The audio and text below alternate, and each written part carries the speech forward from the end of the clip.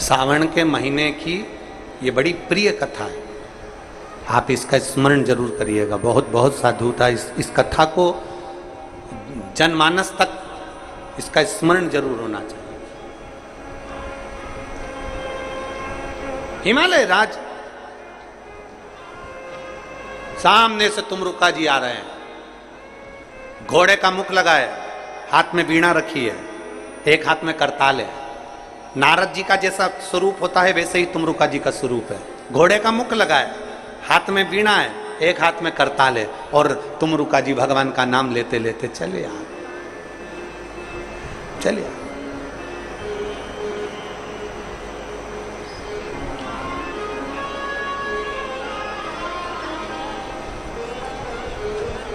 हिमालय राज ने जो तुमरुका जी को देखा, तुमरुका जी को देखते ही हिमालय राज ने तुरंत उसी समय, उसी पल, उसी घड़ी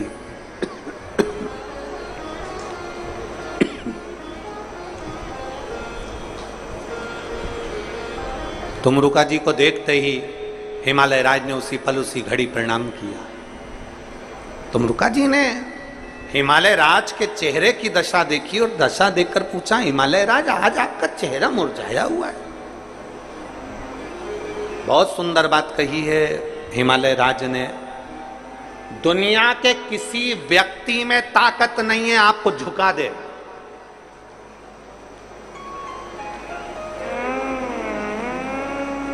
दुनिया में कोई ऐसा पैदा नहीं हुआ जो आपको तोड़ दे। दुनिया में ऐसा कोई पैदा नहीं हुआ जो आपको झुका दे, आपको तोड़ दे। व्यक्ति झुकता है और टूटता है तो अपने घर से टूटता है, नहीं तो दुनिया में किसी की सामर्थ्यता नहीं। कोई कितनी भी गाली दे कोई नहीं झुक सकता, कोई कितने भी तानी दे कोई नहीं झुक सकता। सबसे ज्यादा व्यक्ति टूटता है तो अपने घर से टूटता है, सबसे ज्यादा झुकता है तो अपने घर से झुकता है। दिन भर घर के लोग बैठकर अगर टॉर्चर करेंगे, दिन भर घर के लोग बोले जाएंगे बोले जाएंगे बोले जाएंगे, उसने ऐसा कर दिया, उसने वैसा कर दिया, उसने ऐसा कर दिया, उसने वैसा कर दिया, तो घर में रहने वाला व्यक्ति सबसे ज्यादा टूटता है। बच्चे ऐसा, बच्चे वैसा, पत्नी ऐसी, परिवार ऐसा, कहीं पत्नी टॉर्चर कर रही, कहीं बच्चे टॉर्चर कर रहे, कहीं भाई टॉर्चर कर रहा, कहीं बहन टॉर्चर करे, कहीं माता पिता टॉर्चर करें, कहीं बंधु भाई टॉर्चर करे, कहीं रिश्तेदार टॉर्चर करें, तब व्यक्ति टूटता है। दूसरे में दम नहीं कि तुमको तोड़ दे, दूसरे की सामर्थ्यता नहीं कि तुम्हें झुका दे। घर के लोग जब बार बार करते हैं तो फिर झुकना पड़ता है। किसी के भीतर वो सामर्थ्यता नहीं है। हिमालय राज जैसे शिखर को, हिमालय राज जैसे पर्वत को, हिमालय राज जैसे राजा को, जो हिमालय का भी राजा है, पर्वतों का भी राजा है, उसको कोई दूसरा नहीं तोड़ पाया। घर के बच्चों की दशा देखकर, बार बार स्मरण देखकर टूट गया। एक बाप दुनिया में शेर है, एक पिता सारी दुनिया में राज्य करना जानता है, भले एक पान की दुकान चलाता हो, भले पानी का काम करता हो, चाहे एक साइकिल पर कपड़ा सामान बेचता हो, पर उसमें वो बल है कि वो दुनिया से लड़ सकता है। पर जब वो घर में आता है ना, और घर में पत्नी, बच्चे और परिवार मुंह फुला कर रहते हैं, उनके चेहरे की दशा अच्छी नहीं रहती ना, वो दुनिया से जीत सकता है पर घर में आके हार जाता है। एक व्यक्ति घर में आकर हार जाता है। और मेरा निवेदन है घर के बच्चों को, मेरा निवेदन है घर की पत्नी को, घर में रहने वाली मेरी माताओं को, मेरी बेटियों को, मेरी जीजियों को, मेरा निवेदन है मेरे घर के बेटा बेटियों को, तुम्हारा बाप, तुम्हारा पिता जब दिन भर थक कर काम कर कर जब अपने घर में आए ना, तुम्हारा चेहरा मुसद्दी लाल जैसा मत करो, तुम्हारा चेहरा प्रसन्न होना चाहिए, तुम्हारे चेहरे पर खुशी होना चाहिए, तुम्हारे चेहरे पर खुशी होना चाहिए, प्रसन्नता होना चाहिए, तुम्हारा चेहरा मुरझाया हुआ नहीं होना चाहिए। बेटी की दशा देखी, बाप रो देता है, बेटे की दशा देखी, बाप रो देता है, पत्नी का दशा देखी, बाप रो देता है, घर के लोगों की दशा देखी, बाप रो देता है, उसके चेहरे की प्रसन्नता चली जाती है।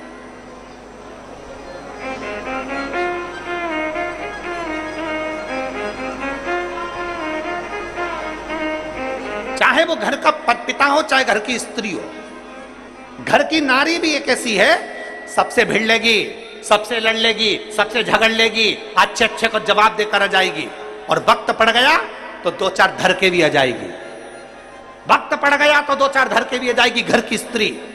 पर घर में पति पत्नी को सम्मान ना करे तो एक दिन औलाद भी अपनी मां का सम्मान नहीं करते हैं, फिर एक दिन औलाद भी सम्मान नहीं।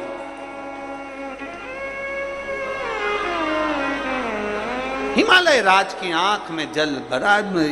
पूछा, तुम रुका जी ने पूछा, आज आपके चेहरे की दशा क्या है?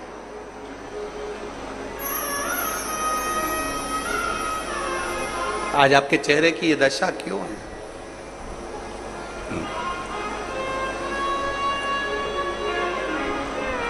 हिमालय राज कहते हैं मेरी बेटी को नहीं समझ में आता कि थोड़े दिन अच्छी रहती है, थोड़े दिन में क्रोध कर जाती है, गुस्सा कर जाती है, बहुत चिड़चिड़ करती है, करूं क्या? तुम रुका जी ने कहा, देवऋषि नारद ने आपकी बेटी की पत्रिका बनाई, भाग्य बनाया, बताया। क्या बताया? कि बेटी अच्छी है, भाग्य अच्छा है, सब कुछ अच्छा है। बेटी अच्छी है, भाग्य अच्छा है, सब कुछ अच्छा है। फिर ये बेटी को तकलीफ क्या है? तुम रुका जी ने कहा, पूर्व समय का कोई ग्रह ऐसा होता है, पूर्व समय का कर्म ऐसा होता है जिसकी याद बनी रहती है, तो हर थोड़े दिन में वो याद आती है तो व्यक्ति चिड़चिड़ा हो जाता है। तुम्हारी बेटी के साथ भी यही क्रम है। पार्वती अभी 5 वर्ष 6 वर्ष की है और अगर इतना क्रोध कर रही है, इतना चिड़चिड़ कर रही है, तो जरूर पूर्व समय का अनुमान होगा। तुम रुका जी ने कहा, मैं आपकी बेटी के दर्शन करना चाहता हूं। बेटी के दर्शन।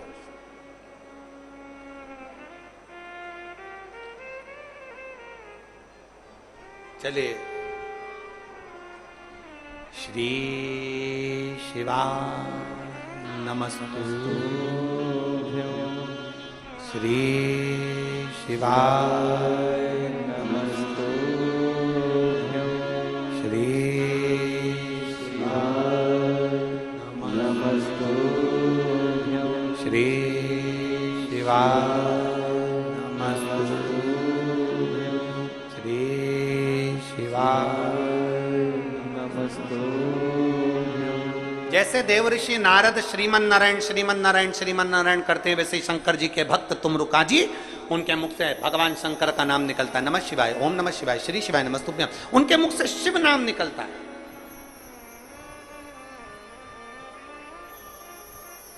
जिसके मुख से शिव नाम निकलता है, उसको, जिसके हाथ से शंकर जी को एक लोटा जल चढ़ता है, उसको जब भी तकलीफ आती है तो दुख की घड़ी क्षण उस व्यक्ति को पहले महसूस होने लगता है। घर में कई जीजियां ऐसी हैं, कई माताएं ऐसी हैं, कई जीजा ऐसे हैं, कई बुजुर्ग माताएं ऐसी हैं जो भगवान शंकर को जल चढ़ाने वाली होती है ना, तो कई बार अपने बच्चे को राय दे देती है, ऐसा मत कर बेटा, बाद में नुकसान हो जाएगा, बेटा ऐसा मत करना, ऐसा होने वाला है, मुझे ऐसा लग रहा है कि तेरे साथ कुछ होने वाला है। मतलब उसको पूर्व भान हो गया। शंकर की आराधना करने वाला, शिव को जल चढ़ाने वाला, शंकर की स्तुति करने वाला, श्री शिवाय नमस्तुभ्यं बोलने वाले को पूर्व का भान हो ही जाता। तुम रुका जी को लेकर गए हिमालय राज। जो तुम रुका जी ने माता पार्वती जी का दर्शन करा, प्रणाम करा मां को प्रणाम करा। हिमालय राज ने पूछा, तुम एक छोटी सी कन्या को प्रणाम कर रहे हो? तुम रुका जी कह रहे हैं, ये छोटी सी कन्या नहीं, इस कन्या का जो पूर्व का जन्म है वो मां सती का है। अपने पिता की यज्ञ की अग्नि में कूदकर भस्म हो गई थी, ये वो सती मां है। ये वो सती मां है जो अपने पिता के यज्ञ अग्नि में कूदकर भस्म हो गई थी, दक्ष प्रजापति के यहां यज्ञ में कूदकर भस्म हो गई थी। ये वो सती हैं। और आप कहते हो कि मेरी बेटी क्रोध करती है, चिड़चिड़ करती है। ये माता पार्वती जो क्रोध कर रही हैं, ये पूर्व जो पिता के घर में गई थी, पिता ने अपमान करा था, बहनों ने अपमान करा था, भाइयों ने अपमान करा था, परिवार वालों ने अपमान करा था, वो अपमान सती के दिल में भर गया था। वो अपमान आज तक सती के दिल में है और ये अगला जन्म ले ली, वो अपमान आज तक भूल नहीं पाई है, इसलिए चिड़चिड़ कर जाती है, क्रोध कर जाती है। वो अपमान आज तक नहीं भूली।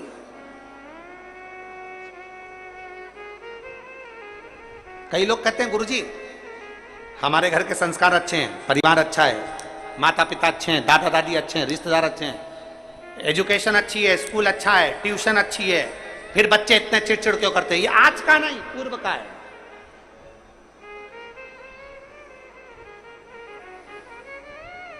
पूर्व का।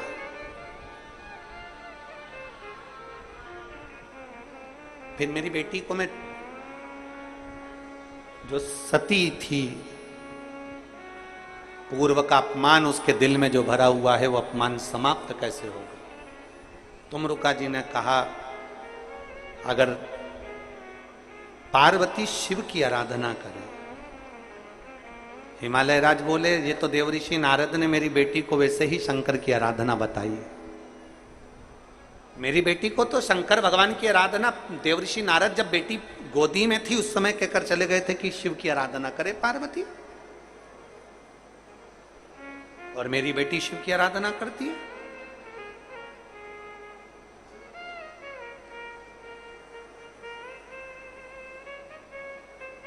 अगर तुम्हारी बेटी शिव की आराधना करे और आराधना करते करते करते करते करते करते श्रावण का महीना आ जाए, और श्रावण के महीने में अगर मान लो भूल से भी शिवरात्रि पड़ जाए, भूलवश भी शिवरात्रि पड़ जाए, और यदि प्रथम पहर के पूजन में पार्वती अगर एक शिव की आराधना करते करते भगवान शंकर के नाम को पुकारती हुई शिव की पूजन कर ले, शिव की पूजन आराधना कर ले, भूलवश भी श्रावण के महीने की शिवरात्रि पर भूलवश भी अगर पूजन कर ले, तो फिर वो पार्वती जो पूर्व का उसका अंदर जो सती के समय का अपमान भरा हुआ था, वो सब भूलवश भूल जाएगी और पार्वती शंकर की आराधना में इतनी डूब जाएगी कि शिव उसको दर्शन देने के लिए आ ही। हमसे कई लोग पूछते हैं, महाराज जी आप ये पूजन कराते हो ऑनलाइन, इसमें 21 गेहूं के दाने बता देते हो, कहीं काली मिर्ची बता देते हो, कहीं काली तिल बता देते हो, लाल फूल बता देते हो, ये आप भगवान शंकर की पूजन में ये सब सामग्री बता देते हो, धतूरा बता देते हो, बेलपत्र की इतने नग चढ़ाना है, ये काम करना है। एक एक चीज, एक एक शब्द पुराणों में से कहीं ना कहीं से उस कथा में से लिए गए हैं, उस कथा के अनुसार आपको वर्णित किया जाए। एक धतूरा, उस धतूरे को भी आपको कहा शिवरात्रि के दिन हो। फिर निवेदन करूंगा, जिस जिस घर में बच्चे चिड़चिड़ कर रहे हो, बहुएं चिड़चिड़ कर रही हो, परिवार में कहीं क्लेश बना हुआ है, जब आप 2 अगस्त को शाम को 7 बजे शंकर भगवान का शिवलिंग बनाकर ऑनलाइन बैठो पूजन करने के लिए, आपके नगर के कोई पंडित, कोई ब्राह्मण, कोई गुरुजन आपके साथ बैठे हों, वो पूजन करा रहे हों, और अगर कोई ना मिले तो आप स्वयं टीवी के माध्यम से, मोबाइल के माध्यम से जब ऑनलाइन पूजन कर रहे होगे, उस जगह पर आपकी पूजन की सामग्री में लिखा है एक, जम के बोलो, धतूरा, एक धतूरा लिखा है। इस धतूरे के पीछे के भाग में, क्योंकि ये जो सोमवार से सोमवार तक का सावन आया है, ये 72 वर्ष के बाद आया, आपको कल कथा में कहा था। इसके पीछे के भाग में यदि पीला चंदन लगाकर, अग्र भाग में लाल चंदन लगाकर आप जिस समय पर पूजन करेंगे और धतूरा चढ़ाने का समय आए, उस समय पर जब आप समर्पित करेंगे, तो ये भाव से समर्पित करें कि हमारे घर में जो क्लेश है वो समाप्त करें भोलेनाथ, और श्री शिवाय नमस्तुभ्यम बोलकर वो धतूरा भगवान देव अधिदेव महादेव को समर्पित करिए। उसका फल फिर हमें बताना कि उसका फायदा मिला कि नहीं मिला। एक धतूरा, एक बेलपत्र का भी फल, एक लोटे जल का भी फल, ये जो सोमवार से सोमवार तक का जो सावन है, इसका एक एक एक एक एक बूंद जल का भी महत्व शिव महापुराण की कथा करती है।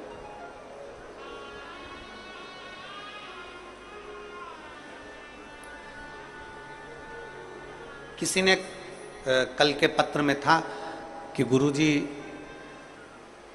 हम जो शिवलिंग बनाए, घर में सब अलग अलग बनाए या एक बना ले, तुम्हारी जैसी मर्जी।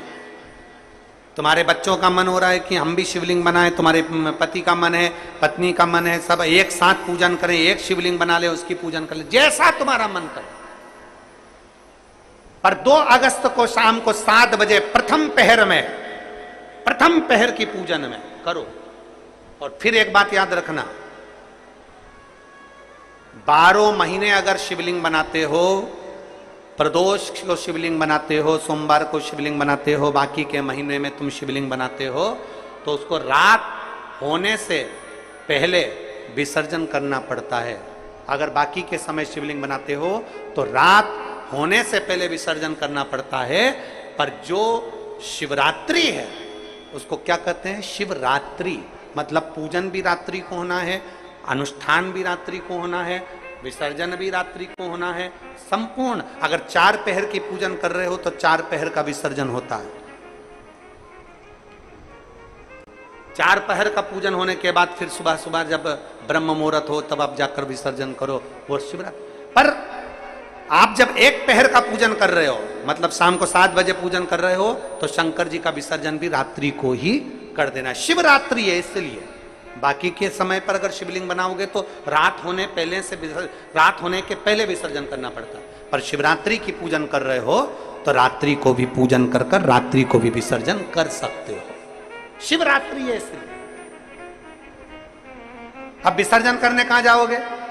पानी गिर रहा है बहुत तेज, नदी नाले फूल हो रहे हैं, तालाब बावड़ी फूल हो रही है, कहीं नहीं जाना।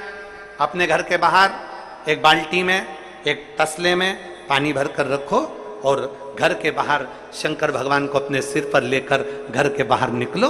बड़े आनंद के साथ में, ढोल नगाड़े के साथ में, थाली बजाते हुए, घंटी बजाते हुए, हर हर महादेव बोलते हुए, बोल बम बोलते हुए शिव जी का विसर्जन।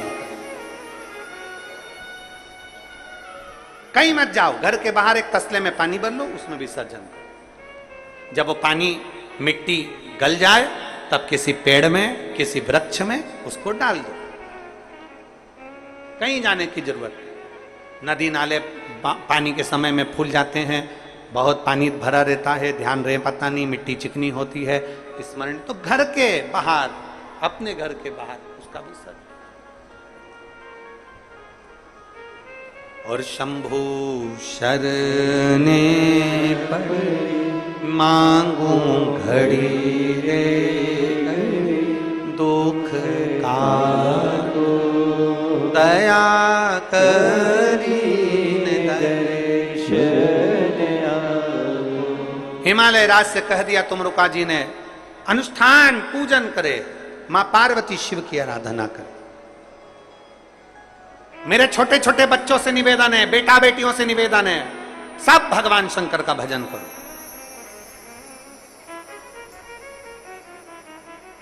शिव की स्तुति। चले, पार्वती जी ने, सावन का महीना आया, शिवरात्रि का समय था, प्रथम पहर की पूजन कर। जिस प्रथम पहर की पूजन 2 अगस्त को शाम को 7 बजे अपन ऑनलाइन करेंगे, वो प्रथम पहर की पूजन माता पार्वती जी कर रही हैं। और करते से माता पार्वती जी को भगवान शंकर ने दर्शन दे दिया और दर्शन देकर कहा, पार्वती तू अब चिंता ना कर, तू मेरी ही शरण में आई, मेरी है और मेरी ही शरण में आई,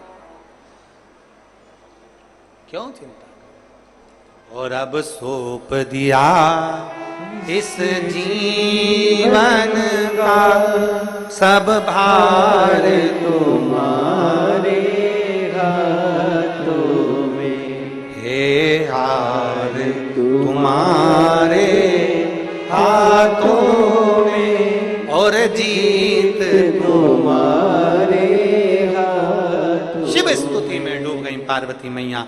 समय